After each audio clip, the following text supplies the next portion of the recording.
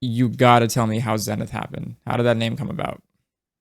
Cool. Yeah, I mean, when it comes to Zenith, I was actually telling someone the story not too long ago, but Zenith kind of stemmed from a couple things. One, the actual definition of Zenith, which essentially means that it's like the highest like celestial point, kind of being at the top, kind of being what I feel like the best version of myself. That was kind of my definition for it. But the I guess the first time I saw the word was actually from when I used to play a game called Dota, which if you ever play League of Legends, that's where Dota kind of Mm-hmm. inspired League of Legends. And there was a competition back in the day, and there was a team called Zenith, and at the time they were actually like the best team in Dota. And I was like, "Man, that's a cool ass name, Zenith." And then, just literally looking up the definition on Google, I was like, damn, all right, that's a cool ass meaning. So for me, obviously I did not feel like I was at anything's or any zenith or whatever, but it was kind of like a goal for me. I wanted to work towards being the best version of myself. And so when I had first, created like an Instagram page, this is like so many years ago now, my initial IG handle was Road to Zenith. And I kind of, I remember that. yeah, I took it as like a mental thing that I wanted to work towards it. I knew that I wasn't where I wanted to be just yet, but it was a good motivator for me. Then at some point in my journey, I changed to Art of Zenith when I felt like I had more of a handle on my personal style, on myself as a person. I had to kind of grow into this mold. And I feel like I'm Mm-hmm. still evolving continuously. Definitely don't feel like I'm in my prime or anything like that, but Mm-hmm. if anything, I'm very much closer to where I want to be. Mm. Okay, so no, it wasn't one of those things where somebody gave you the name. It was more so you kind of, I guess, chose the name based on what you wanted to be. Yeah. Yeah, I know some people get their names from others. I mean, funny enough, I guess I'm similar to Shad's, like Shadows. He's told me that he got his name from like Shadows the Hedgehog, Mm-hmm. which I think is really funny. That's funny. I don't know if he had any type of deeper underlying meaning, but Mm-hmm. some people do get their names from their OGs or from their surroundings. But no, I mean, mine was I just created it myself. So then why why was dancing the thing that, like, I guess you chose to partake in, pursue, be the zenith in, etc. Um, was that something that, like, you always did? Was it external influence, like, environmental influences, or did you just see it one day and said, "Yeah, that's me. That's just gonna be me for the rest of my life now"? I mean, literally my beginning as a dancer is probably as innocent as anyone else. I was just literally just a kid in high school. At the time, America's Best Dance Crew and shows like So You Think You Can Dance were going on. Jabberwockies were a thing, Quest Crew, Super Crew. I was just like it's a typical kid. I literally just thought on TV, I was like, damn, what they're doing is super cool. Like, how do they do that with their body? And then I remember I was like 14, 15. I want to say 14 actually. Where I actually was in high school. I had kids in my school that were dancing already. And I didn't hop into dancing immediately. I just knew of them. But it was kind of in the back of my mind that like, damn, this is really cool. I wish I could dance. I had ended up going to a summer camp in Taiwan to originally learn Mandarin. And there was a bunch of kids from all over. This is like an international thing. So I ended up meeting a guy that was like 17. I think he was from Maryland and he was a popper from over there. And I have no idea what he does now. I don't even know if he was actually like a popper within the dance scene over there or if he was just some random guy that just danced. But he Mm-hmm. was really dope. He would do the robot and he had popping elements. It's kind of hard to recall fully like how good he was, but at the time he was really good to me. And he was the first person that actually taught me how to do an arm wave. Yeah. So he broke down the little steps, taking it from the knuckles, the wrists, all the way through. And then I Hmm. remember that first night I was like super choppy, it's not good at all. I was super stiff. I weighed like 118 pounds at the time. So Yeah. really awkward. And yeah. Interesting. No, I like that. I don't know if I told you this.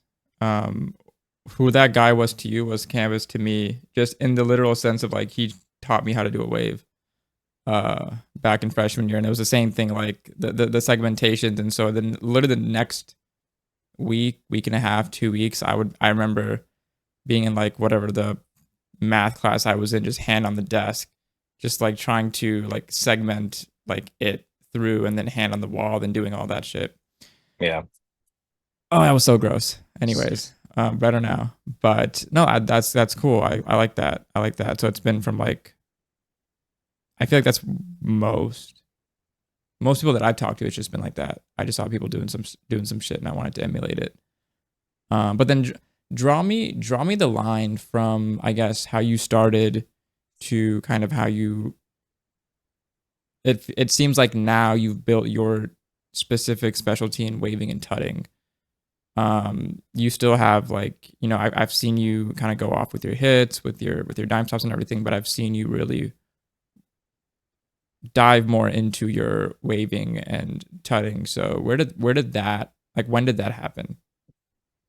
Well, in the early days, I guess, of my journey, there weren't really a lot of popping teachers here in Dallas that I could easily reach out. A lot of great popping or poppers, I mean, great poppers that were great at what they did, but no one was like really teaching like that. And so a lot of my resources were YouTube or my surroundings. So I mentioned that there were dancers at my high school. Mm-hmm. The dancers at my high school were mainly tutters. Um, Wonder was one of my early day ones, Zach Major, another early Mm-hmm. day one, and a couple other people. And even those people had introduced me to other dancers that ended up being tutters too. But funny enough, I always felt like I was terrible at tutting. I was like just like anyone else. I was like, dang, where do I go from here? I have no idea what to do next. It was very like technical. It felt like it was difficult. And then so I wasn't, although I was working on my popping, a lot of those elements were more so from me just watching YouTube videos and Mm-hmm. trying to like digest what I could visually, watching someone either here or through videos or watching lessons online, stuff like that.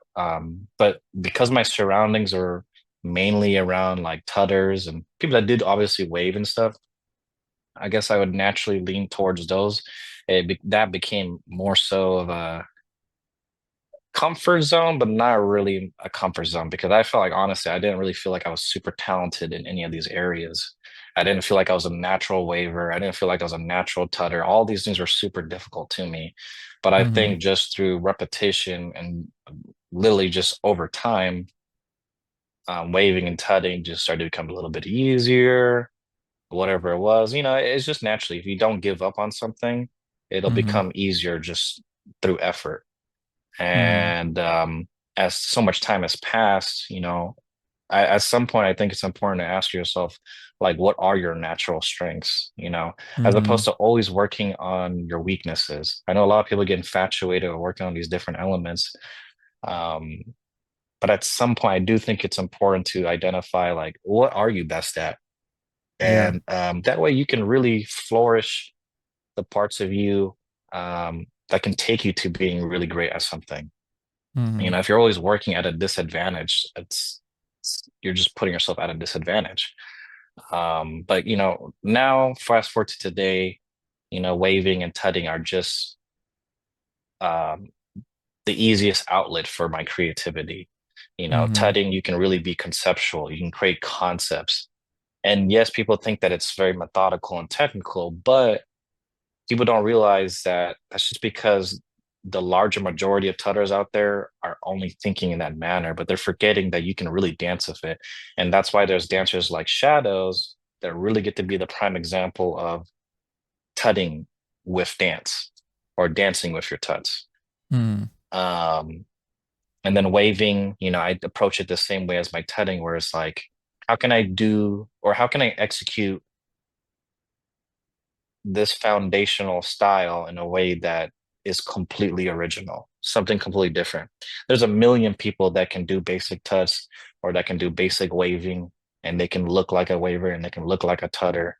But how do you create ideas or do things in a way that like really separates you from the herd? Yeah. And I feel like styles like that make it easy. Popping, you have to get Mm. really creative in a slightly different way, I feel like. But waving and tutting is just easier for me. Those elements mesh really well together for me. What's your what's your creative process like then? Like how do you lab? How do you kind of figure out new pathways and new places to take things? So it it's as simple as finding a starting point. Mm-hmm. I always tell people this is like one little trick for people. If you're trying to be creative and you don't know where to start, you start with something that you're already comfortable with, you know. So if it's as simple as like, oh, this is the angle, cool. How can you create variations from that simple movement, that original concept? You're going down a fit. Okay, well, you can make it 3D, you know. So creating just 3 to 5 variations out of a movement that you're already comfortable with, that can already help with a lot of creativity. But now more than ever, just some teachings or words of advice I've learned from probably one of the only people I can really consider a mentor really is John Doe.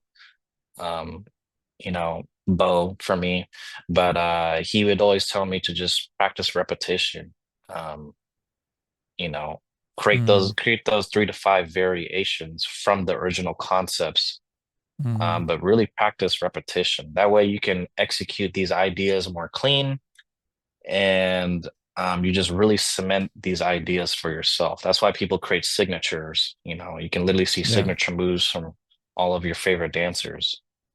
Yeah. Um, yeah, How how prevalent is dance like in your life? Is it something that you're trying to do forever? Is it something that you're just doing right now? So you're just putting all your focus on it, or is it something that's like end game for you in terms of like just keeping it in your life, but not really necessarily, you know, doing the most with it?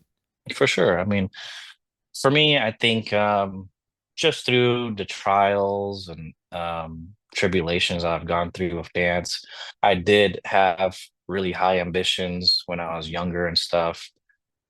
Just now, I feel like those ambitions have kind of evolved, whereas like when I was younger, I wanted to be one of the best or something. I feel like now I really had to, I mean, by giving myself that ambition, it had challenged me in a certain Mm-hmm. way. But as time passed, I feel like I had to rewire that mentality in a way that could be more productive, but also healthier. Mm-hmm. Um, but as far as like career wise, I do not see um, dance as like the end all be all for like a Mm-hmm. career. Um, for me, it as currently today is just an outlet, something that I can continue to master. I still look up to people like John Doe or Shadows or plenty of other dancers out there, maybe even like Boogie Frantic, and so on, that really put so much time and effort to master their craft Mm-hmm. and to really be a great performer. That's really cool. Yeah. Flat Top, Tabo, um, just some couple names. But Mm-hmm. they put so much effort in just sharpening their craft to where, like, if you watch them, they can feel undeniable. You feel entertained. Um, you feel like they're doing something that you can't even imagine being able to do. So I think Mm-hmm. I guess this is something that's actually stuck from the beginning for me is that I want to give people the exact same feeling that I received when I went to my very first jam. Mm-hmm. Which funny enough, I had seen an OG. His name is Burst Rock, and it was at this event called Lone Star Massacre. That was my very Yeah. first jam. I was only dancing for like roughly, I don't know, like a week or something. And I remember this guy just like kind of just strobing and ticking and doing all this like OG routine. And I remember the feeling that it gave me, and it felt very magical. I was like, that is insane to watch someone execute this in person and it look Mm-hmm. unreal. So I guess that is like one goal that I've maintained from the beginning is working towards being unreal in my own Mm-hmm. way, so that kind of goes back to really focusing on your strengths, Mm-hmm. I want to be unreal. I want to give people that same magical feeling that I received when Yeah. watching someone. So that's probably the only really goal like that. Whatever else, like superficial or whatever that may arise from it, I want it to just be a result of my own hard work and stuff like that. Yeah. No, I like that. It got me thinking and remembering why I started dancing. Because like for you, you said it was going to a gym and seeing somebody and then trying to dance to give other people the same feeling you felt. For me, it was seventh grade school dance. Saw these two seventh graders, and I was in the sixth grade. They were just doing like a random like what back then you would call a battle, like in each other's faces, smiling, laughing, battling to I don't even know. God knows what song they play at a school dance. Uh, and I was like, I like that. That was fun. I felt happy watching them. It was really cool. So I was like, I was that got me into wanting to dance more. And I think I stopped because I couldn't find that feeling again. I legit couldn't find that feeling again in dance. I was always in my head every single round. Nothing felt fun. Nothing felt like I don't know. It felt like I kept trying to impress whoever was watching me versus enjoying what I'm doing, and then hopefully somebody else who's watching me is also just enjoying, what I'm doing because I'm enjoying it. I could never find that feeling again. So I think I just kind of stopped. And so now I just dance every month, once a month, twice a month type thing. Um, Yeah. Interesting. Yeah, I mean, not to interrupt or anything, but just to feed off of that, the feeling that you're describing, I can definitely relate to it. I think that whole feeling of, I mean, to just be straight with it is just a certain seeking for validation. Mm-hmm. And that's for everyone, even with me, we all want to feel like all the time and effort we put into something like this, like a craft, a dance, and art, that it all leads to something. We want to feel like we're performing really well. Um, and that can be a very challenging thing to deal with. I think at some point I realized that I had to rewire my brain to not constantly be placing this negative weight on myself. So I know how that feeling kind of discouraged you from dancing more consistently. It just made things not fun. I know that from personal experience too. I guess my one little bit of advice for that is just remembering why you danced in the first place. When you danced in the first place, it was just because like that was really cool.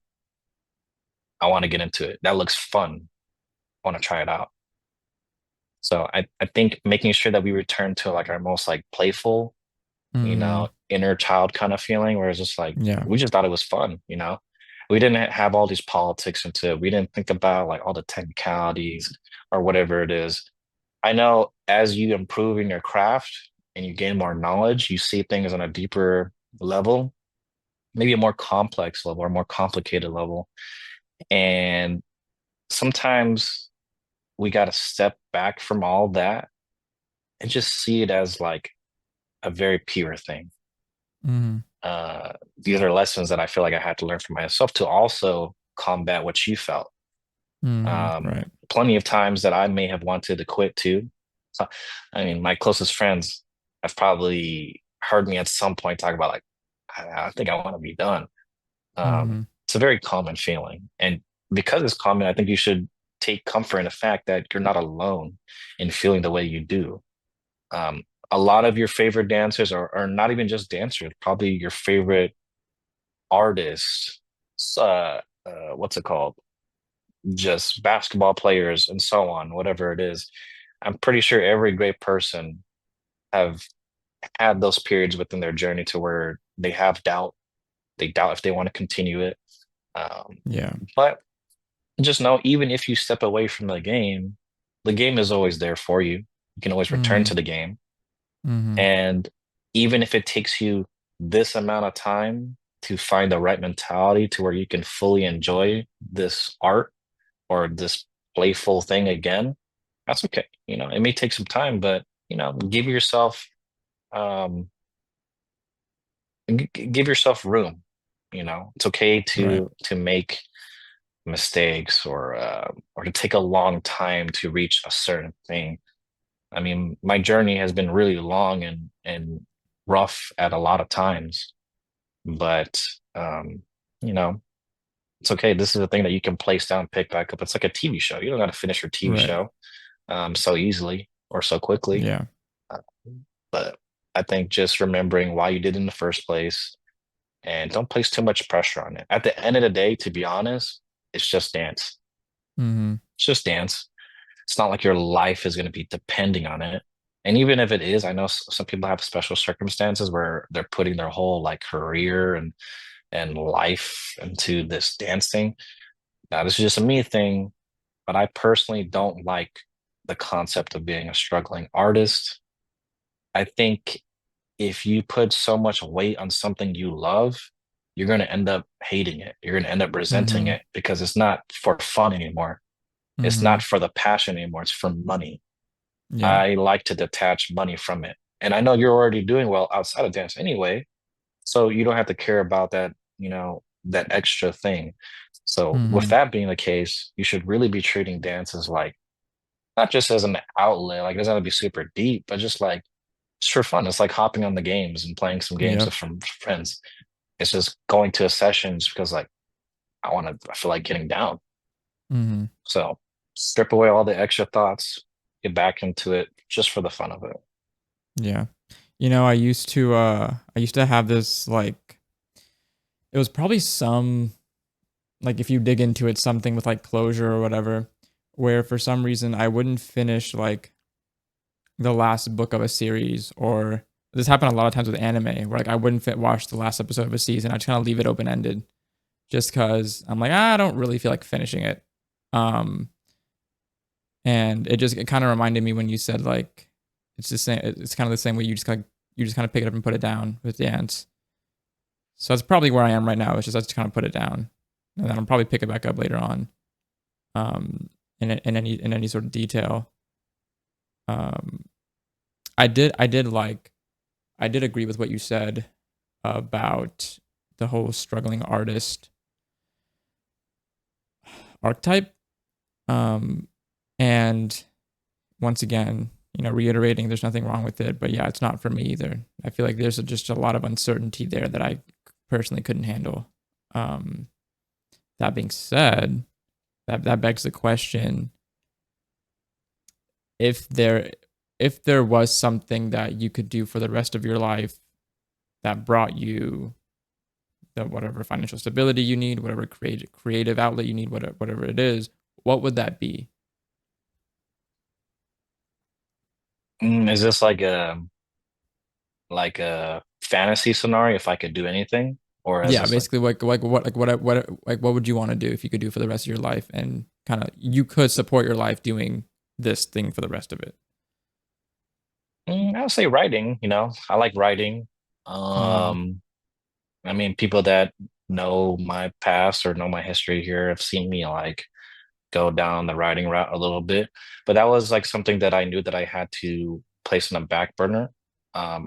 Me as a person, I don't think, and this may sound boohoo to some people, but like it's hard for me to invest myself 100% into two passions. Yeah. So the time I had dance and I had writing. To me, Mm-hmm. if I spent more time towards dedicating my craft towards writing, I felt like my dance would suffer, and then vice Mm-hmm. versa. So I felt like I had to pick one at that time.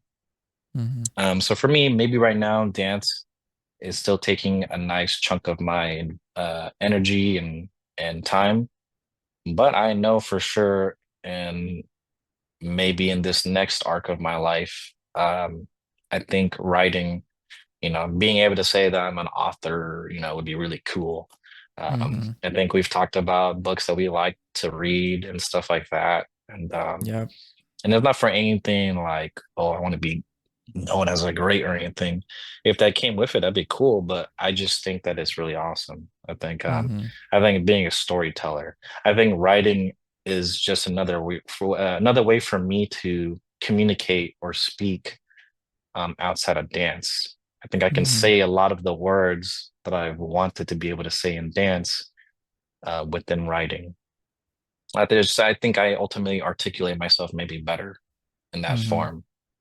I Um, would be very interested in reading um any stories that you have concocted. I I tell people I mean this is just me coming from my podcast productivity bro knowledge background, but I've thought about like starting a Substack before just to like force myself to write more. Um I'm the opposite of you. I hate it. I've always been bad at it. And I always compare myself to my sister. It's not really fair. She's a journalist. She likes to write. I've always hated it. And somehow I found myself doing the hobbies of writing book reviews and typing them up and putting them online, and then trying to write scripts or ideas and make videos and stuff like that. And I for some reason writing doesn't I still don't like it. I hate it. I hate writing. But I realized like, okay, well, maybe you're trying to do this hobby to get better at it because you hate it. I don't know. I don't know why I do it. It's interesting. But what I was gonna tell you is like I'd be interested in, or if you ever do start writing, let me know first. Because what I want is I want a Jason Substack that I can subscribe to. I can get a newsletter every week with whatever little nugget or tale or whatever fantasy thing you have going on. Um, I think that's cool. I think that's cool. I think anytime somebody has a creative outlet that is writing is cool, and that's just me coming from me as a reader. I've iterated on many occasions that I don't plan to write anything. I don't plan to be an author ever in my life. I just want to read other people's things. I don't really want to make my own. As I'm saying that, I'm also well aware of the paradox of life. Of when you say you will never do something, sometimes life will put that thing in front of you, or you will end up still doing it because maybe that was what you were meant to do and you neglected it. Therefore, you manifested it in a different way. I'll be really interested in that a lot. I Now that you say that, we're gonna talk on the other channel about books once I figure out a set of books for us to talk about. But I'm glad we had this talk because now I have a now we have ideas for the other one. oh yeah. I love that. I love that. So I asked this to Jason, or not Jason, Jacob. And I loved his answer, and he was pondering it for a while. So I have to ask you, and I think it's just a fun question to ask dancers. What's your dream cipher? Dream Cypher. That's a cool question, actually. Dream Cypher. Funny enough, I had a pretty cool cipher that would probably be there, but getting down with the Moonrunners crew in Canada. Hmm. But I was like, while they're in Outta Dallas, Hmm. I guess I didn't really get down fully of them, but I got the cipher of like Icy, Snaps, John Doe, a couple other like the Moonrunners fam. They're super dope. I really resonate with their vibe, just them as people. When I went out there, they're really hospitable and just kind of just really helpful and made sure that I had a great time. Besides, I guess like Dream Cypher in a sense of like, damn, to get to share the floor with some of these guys and get to exchange Hmm. some energy, some heat, Yep. creativity. I guess I would put Shadows and Bo in there because I'd want to see them just represent Dallas all together. But then I guess out of Texas, I guess I would put Hosen. I don't even know if I'm saying his name right. Hosen is from Korea, and to me, he's always been a dynamic, just phenomenal popper dancer. So it looks like a guy that really has fun doing what he does. Kite is just master popper from Japan. Um, Icy, I gotta throw in there because I've always respected his approach to tutting. Mm, then if I could just see a prime flat top in there, that'd be really cool. Yeah. Prime flat top, if you haven't seen prime flat top, besides like that one video that I'm pretty sure everyone has seen from flat top, like when he was like probably early 20s or something for himself, dude, that guy was a monster. To this day, I don't think I've ever seen anyone just be able to execute what he does as flawlessly. Because he was doing like things are like physically like, dude, you're strong as hell doing this. But also just watching his technique, you can see just based off of just looking at him, I was like, I know that you have probably spent millions of hours just refining, just repetition. Mm, I always feel like crafts being similar to like blacksmiths, where they're crafting like a sword. And to me, I don't think I've ever seen someone's craft look as just refined as like flat top. yeah. Um, I guess right now I can't really think of any other names for some reason. Um, yeah, I want to say that's probably the dream cipher as of right now. Maybe to be amended if I can think of any other names. But All yeah. right. Well, you let me know if you think of any other ones. But that sounds like a solid one. I've heard of two of those dancers, because they're in Dallas. So that'll be interesting looking them up after this when I'm creating the clips. Um, so then how heavily do you weigh battling versus sessioning? Um, I guess like normally, like if you like, what do you gravitate towards? Um, I definitely lean towards being more of a session kind of dancer. I That's definitely a more comfortable environment because that's where I get to fully create without judgment being such a forefront thing. Because literally, you go to a competition, you know you're going to be judged specifically by like one to three people or whatever it is. Um, I feel like when you go to a battle, you feel like you got to perform, you got to do all this extra stuff that's on your chest because of these extra thoughts. Whereas sessioning, I know that I all I gotta do is just purely just be me. And that's still the same concept actually or mentality I carry to battling. Honestly, my goal every time I battle isn't even to win or whatever it is. It's actually to to win over myself, I guess, to beat my anxiety, to beat my, negative thoughts, to make sure that I accomplish the mission, which for me always is to just go to a battle and be able to represent myself in the way that the same way that I would dance in a session with the homies in those like private sessions where we can really just sink into the zone. If I can tap into a zone in a battle, to me, I'm winning, which to me is actually a rare Mm-hmm. thing. I don't think I maybe have tapped into a zone at a battle, like, I don't know, let's just say like two times. Not a lot of Mm-hmm. times. A lot of times, even if I somehow like win something, it's like maybe I'm not even like fully in the zone like that.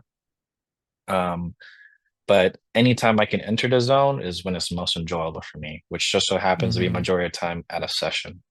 Yeah, I get that. I can see that. I found multiple pockets in a session that I don't think I've ever found. Well, maybe I found a pocket once in one battle in my life. Um, I can see that. Has I guess kind of thinking about your journey, your story.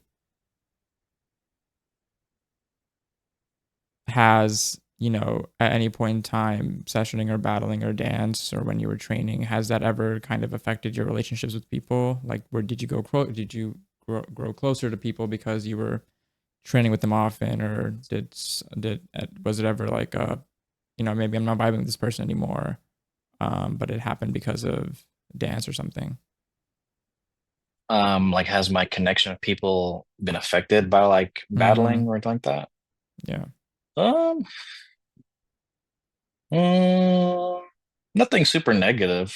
I think I appreciate when I've traveled.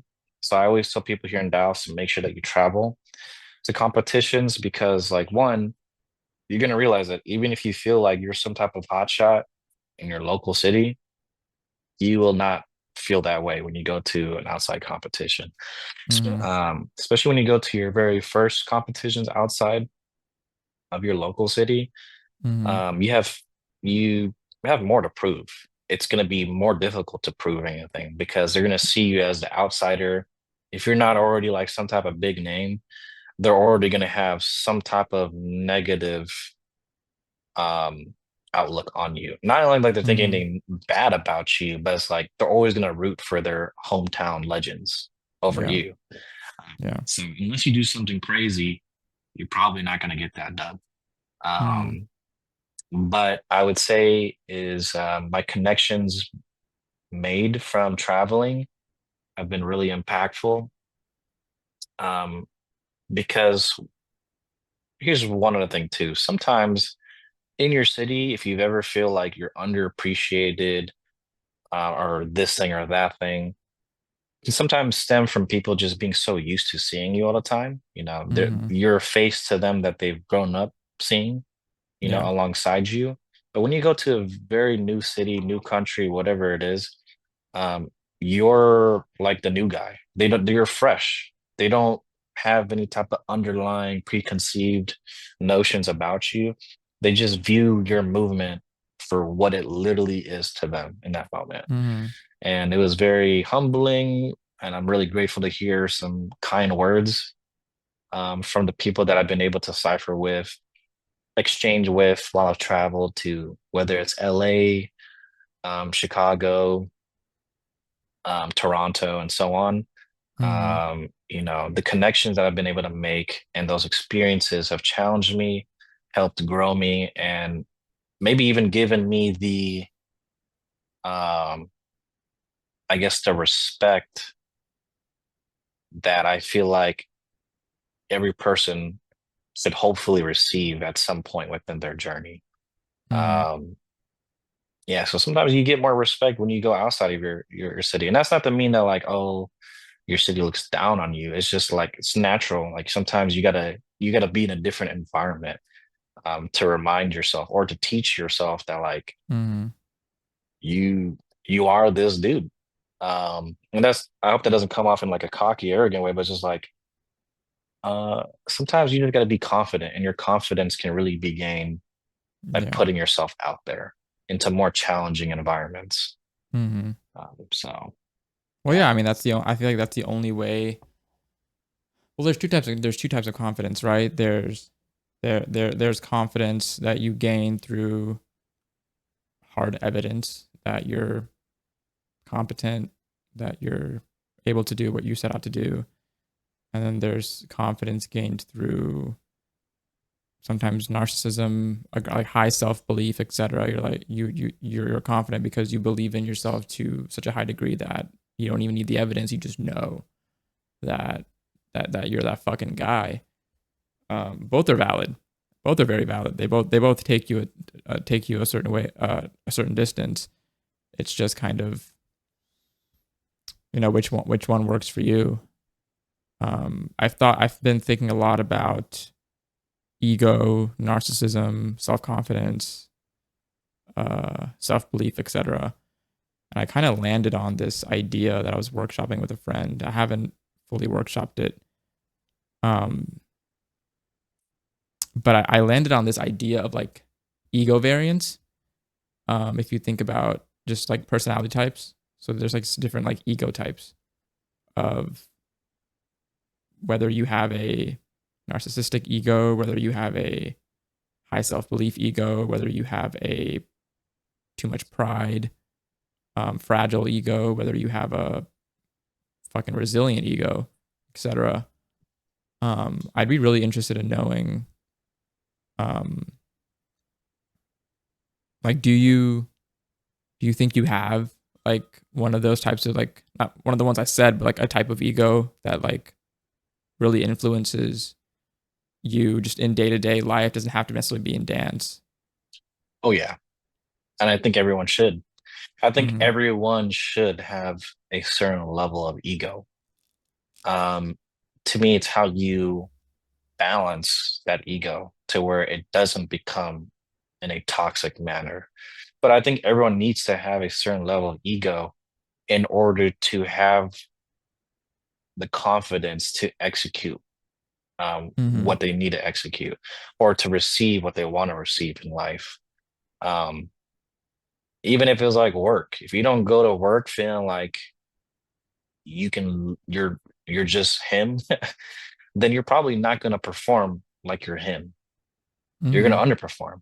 So if you walk into a jam or if you walk into a session and you feel like, and hopefully this is stemming from you actually putting in the work, but maybe because my ego is hopefully stemming from my years of experience, my just countless hours of like just beating myself up mentally or physically or whatever it is to achieve my goal.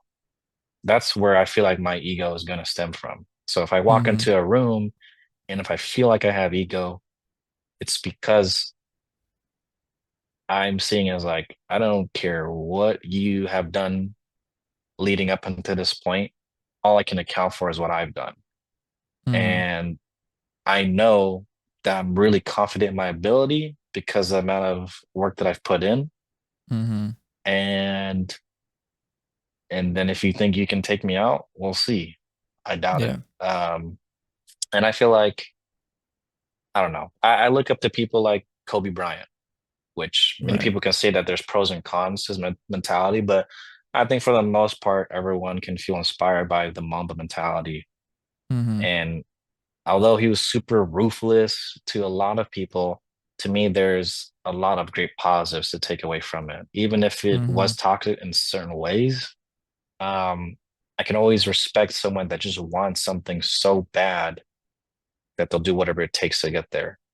Mm-hmm. And to do that, you need to have ego.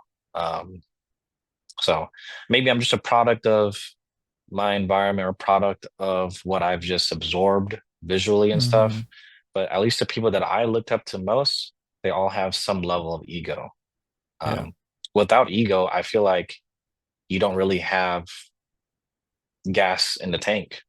Mm-hmm. Without ego, I don't think you have the drive to really take you to your ultimate destination.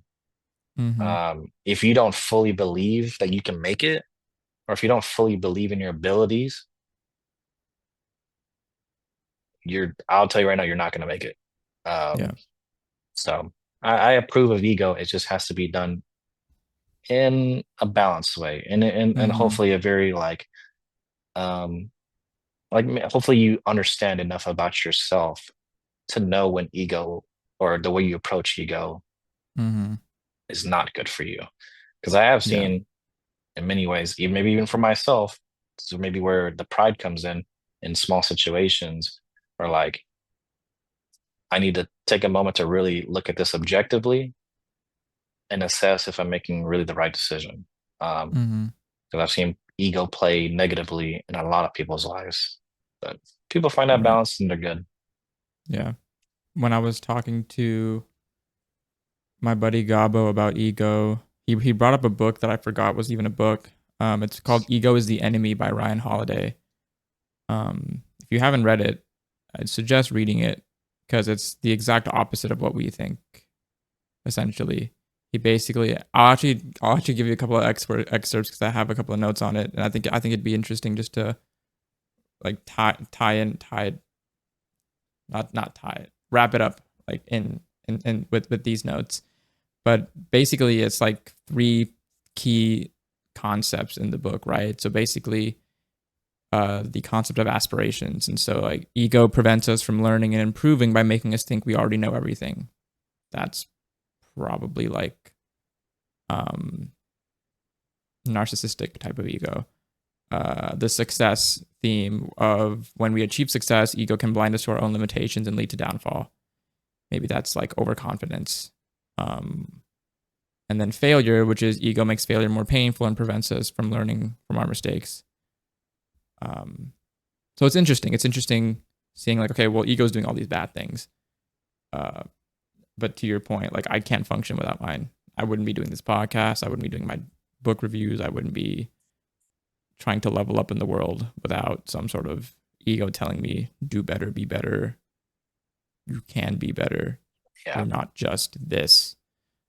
Um, Interesting. Yeah, I mean, I feel like ego is like a double-edged sword. Mm, it Double-edged is. swords can usually do, like, if this is a game, that double-edged sword can deal a lot of damage, more damage than a regular sword, and that's good for you. Or double-edged sword, like you might get faster results or greater results with it. But I think when you mix in humility, that's you navigating with this double-edged sword in a smart way, or in a way that's going to keep you from inflicting wounds on yourself.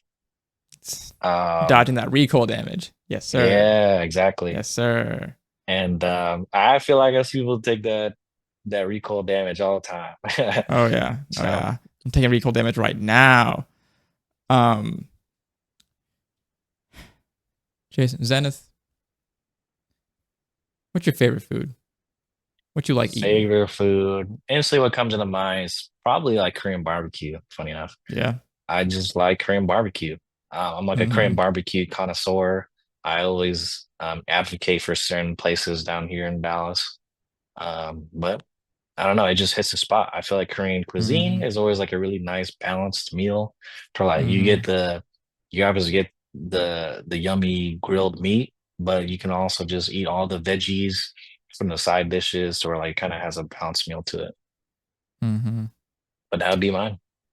What beverage are you having with that? What's your drink of choice? Usually it's gotta be soju. It's gotta be soju when Really? you have Korean cuisine. Just gonna have some soju.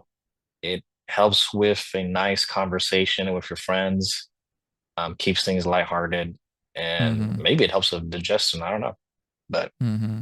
it's the good Nice. stuff. I like that. I like that. I've never had Korean barbecue or soju. Mm. I'd probably try KBBQ before I tried soju, but that's just it's neither here nor there. Next time I'm in town, KBBQ. Um, do you still like? Do you still read often, or do you like? How do you? What else do you do besides dance? Like outside of that creative outlet, like what are your other hobbies? What are you into? Yeah, I've been getting really back into the swing of consistently reading, actually. Um, I've been trying to finish this over 1,000 page Brandon Sanderson book, which you already know. I'll talk about Brandon Sanderson all the time, but I'm just on one of his later or most latest books in his Wind and Truth. huge. Uh, no, not that specific one, but the Stormlight Okay. Archive.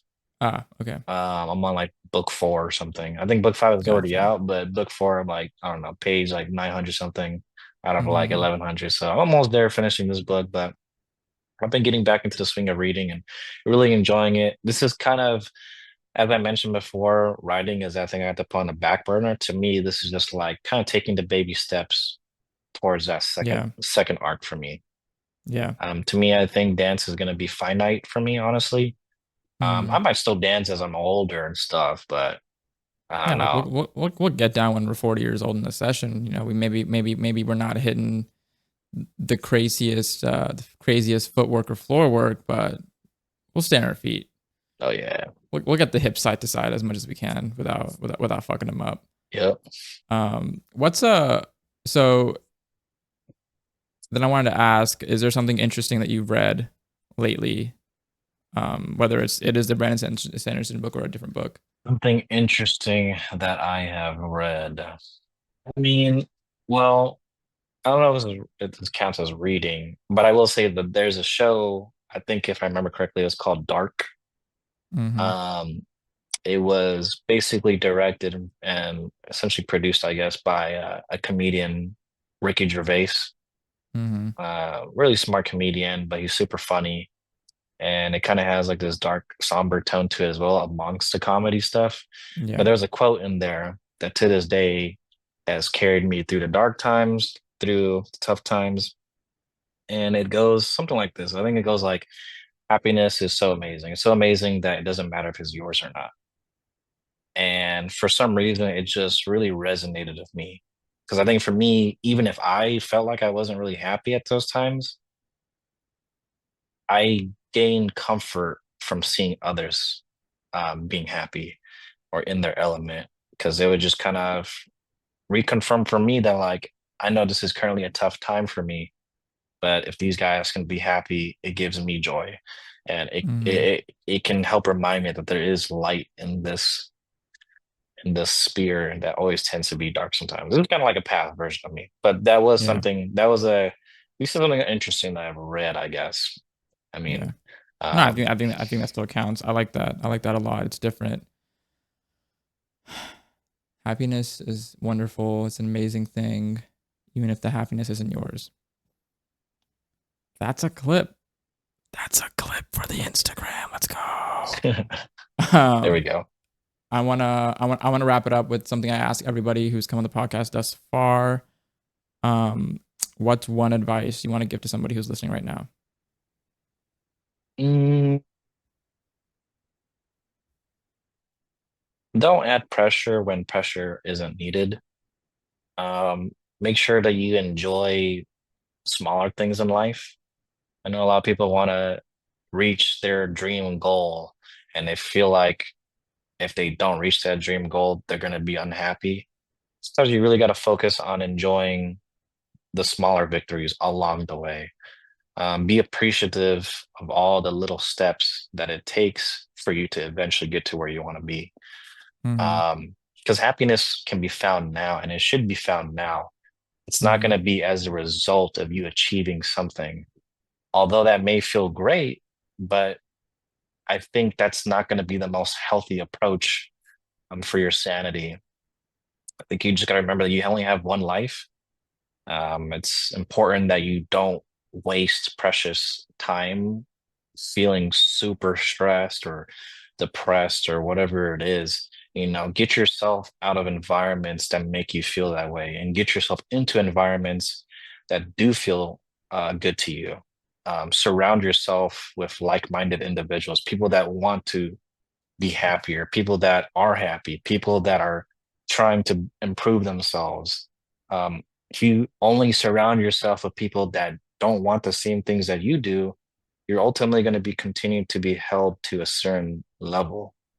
Mm. And if you're anyone like me and you want to aim high,